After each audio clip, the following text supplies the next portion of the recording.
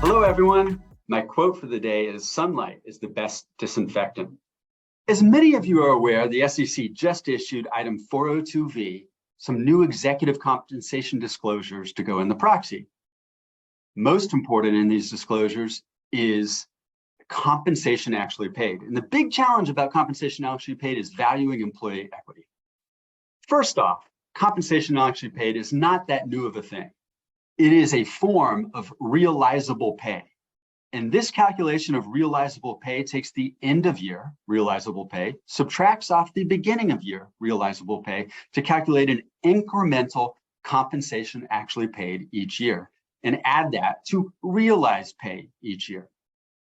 But more importantly, this compensation actually paid is an incredibly valuable number. Through realizable pay, you're able to understand the incentivization and the retention for your executives. And your compensation committee should be doing this calculation already. The big difference of this realizable pay calculation is it's based upon the fair value of employee equity and not the intrinsic value of employee equity. And truthfully, in my opinion, this is a lot better approach for calculating. If it were intrinsic value, there'd be a mad rush for companies to grant immediately vested stock options because it has no intrinsic value. Next, we need to get this done now. Because these calculations are going to require a lot of work, we should work to finalize the 2020 and 2021 calculations of compensation actually paid right now.